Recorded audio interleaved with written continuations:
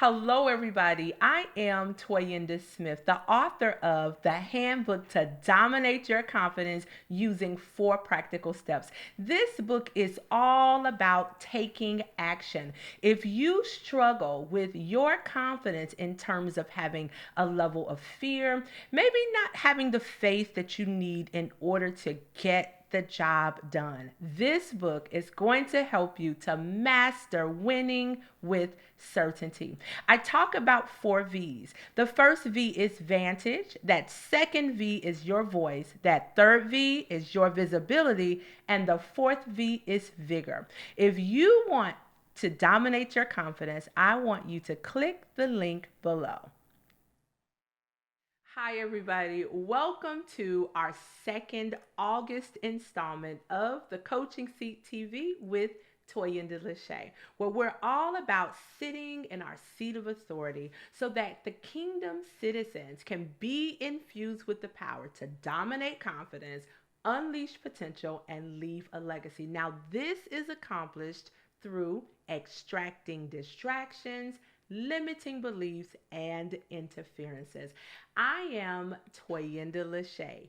I'm a prophetess, best-selling author, business consultant, master coach, and a public speaker mentor.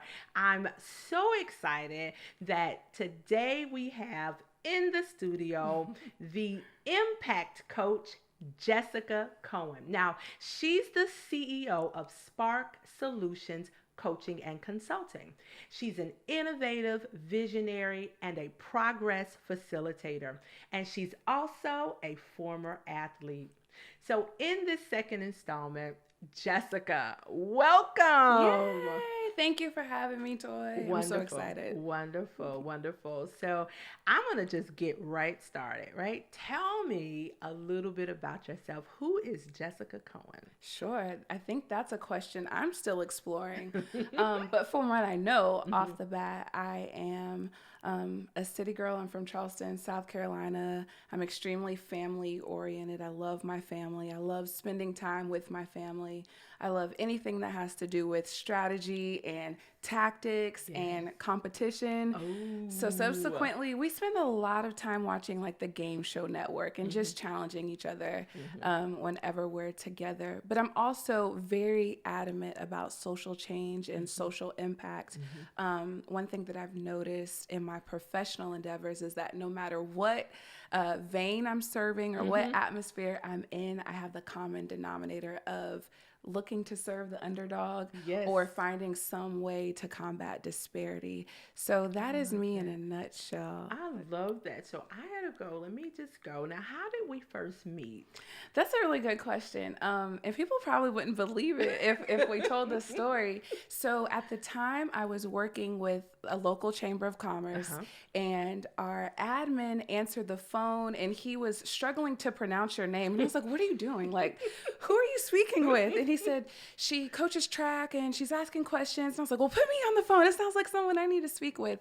Just having that athletic mindset. Right. And so we connected that way. I think either you were already in the area or coming to the area. I was coming. Yeah. So soon after you got there, I remember we linked up. And it's just been really hard for you to separate yourself from me ever since. Yeah. It's been really good. I love it. So you are an impact coach.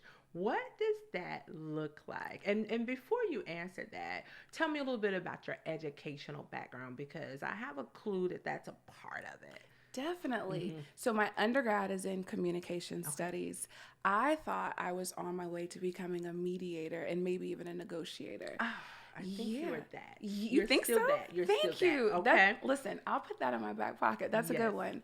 And then because I was an athlete, I was an athlete for 6 years, which is unheard of, but I tore both of my ACLs. Wow. Yeah, so it afforded me the opportunity to remain in that academic atmosphere.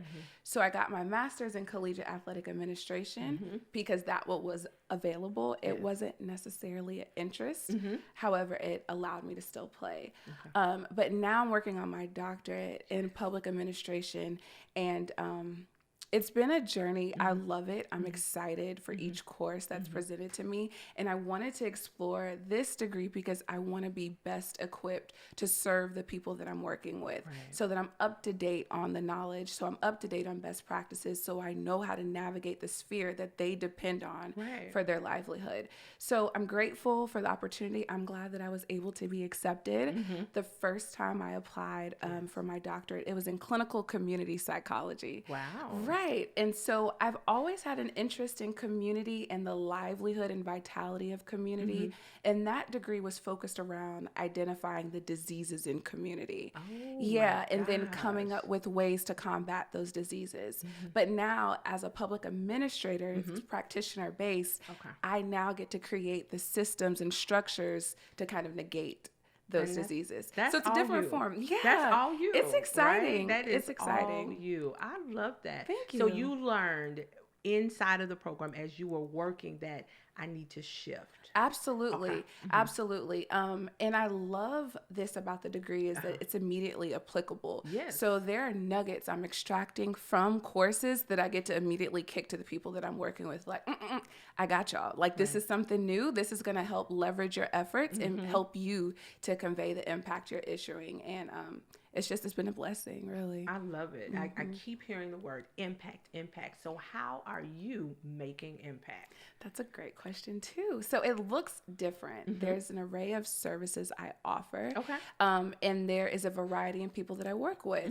So I started working with the faith-based organization, and now I'm getting into professional athletes. But before that, before that, it was the individual looking to start a nonprofit or the existing nonprofit.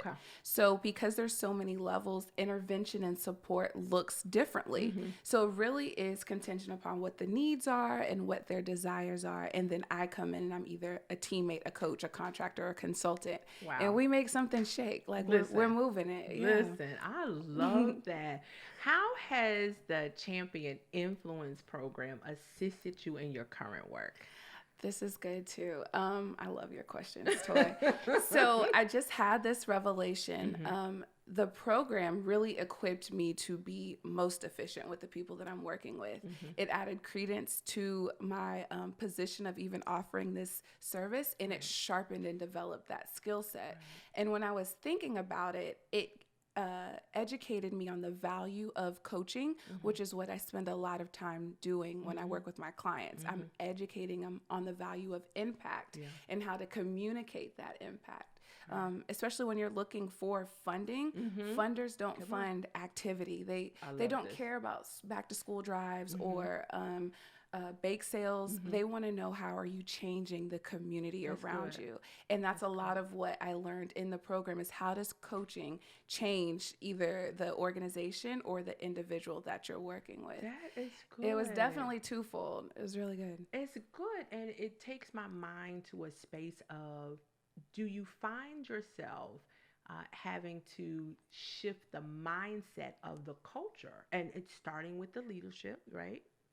Do you find that happening? And if so, how? Definitely. So cultures and systems are very slow moving machines. They don't shift quickly.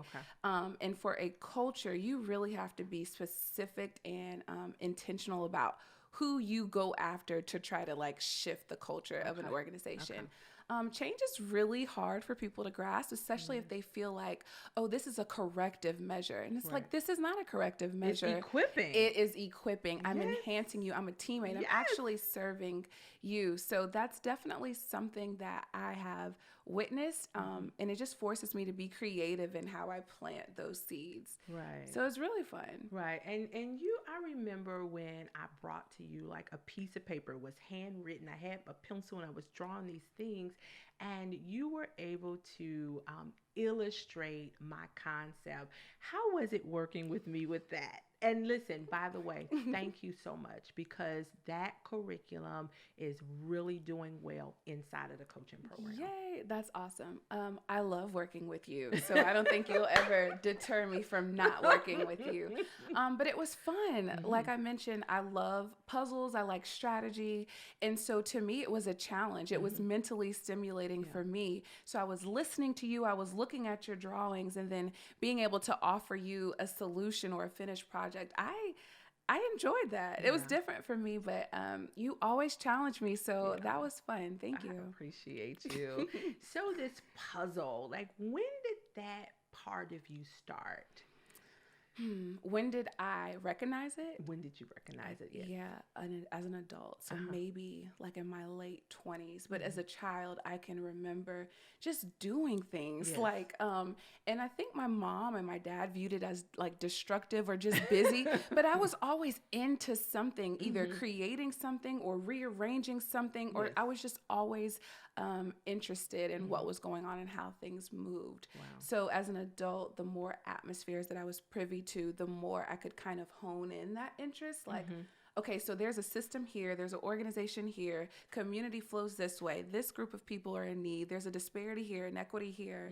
So it just kind of shifted in how I was able to really like express that interest of wanting to solve and wanting to serve and create. I love that, and I can see how it makes sense for what you do, being a impact coach, right? Because if we're gonna make impact, there's got to be like contact. Yes. And sometimes the contact does not feel good. That's so true. That's good. But it has to happen, right? Because as coaches, we extract, and in order to extract, that means we have to pull this thing out by force. So we're changing the mindsets of our organizational leaders. We're removing the distractions that they have, and we're taking out the limiting beliefs. And you are doing a phenomenal job at that. I have one more question. I know that you have been a moderator at different conferences and different panels. How does that really help to kind of grow you as a speaker, a coach, an impact coach, a business leader, CEO? How does that grow you in that space? That's a good question too. So it really encourages facilitation. As coaches, we're progress facilitators. So it's another challenge. You have a group of people, you have an end goal. We know this needs to be covered, this needs to be covered. How do you get a group of people to move in that direction? How do you mobilize progress? So being in those positions, wearing those hats, it really sharpens that ability to mobilize a group of people who may have different lens, who may have different agendas, but it's just keeping them on track towards that end goal. And it's fun. It also just builds a level of comfort with speaking and commanding in a not so overt way what needs to happen and getting people to follow suit. I love it. I love it. And leaders are leaders because they're people following. And so leaders also gain their results through the people that they lead. And so being able to communicate that and almost moderate it and facilitate that progress is very important, especially in the work that you're doing in organizational coaching. Earlier, you mentioned that you were working in an athletic space. What does that look like? Okay, so being an athlete, I know a lot of professional athletes, and they have this innate platform. So I'm working with them on building their brand and their legacy. Oftentimes people think brand is like how I look, what I'm interested in, and it's really what you stand for. So in school, we learned of this concept of corporate social responsibility. So we look at what Nike did with the Kaepernick campaign. They took a stance on a social issue, and because of that, they gained a following and they lost some, but they took a position. And it's important because a lot of your consumers are influenced by the position that you took. So we look at athletes. I'm working with a guy who plays in the MLB, and he had this opportunity to play professionally because someone sewed into him at the recreation level. So it's how do you pay it forward? How do you each one teach one? Like how are you leaving a legacy so that others can come behind you and do the same? How do you issue that social impact? Thank you for that, Jess. So we're going to meet again next week, and we're going to finish the conversation on social impact. We will see you next week. Hello, everybody. I want to invite you to purchase my book, The Handbook to Unleash Your Potential in 6 Practical Steps. If you are struggling with stagnation, suppression, and being stale, in business, in leadership, in ministry, this book is for you. I give you 6 practical steps to achieve in life. Welcome to the Coaching Seat TV with Toyinda LaShea, where we're all about sitting in our seat of authority so that the kingdom community can be infused with the power to dominate confidence, unleash potential, and leave a legacy. This is accomplished through extracting limiting beliefs, distractions, and interferences. I am so excited for the opportunity to be on Dominion TV with the powerful Dr. Dutton and Pastor Lynette Dutton. Make sure you download the app for Dominion TV, as well as catch this broadcast every Tuesday at 5:30 p.m. I want you to share it with your community, your clients, and your customers.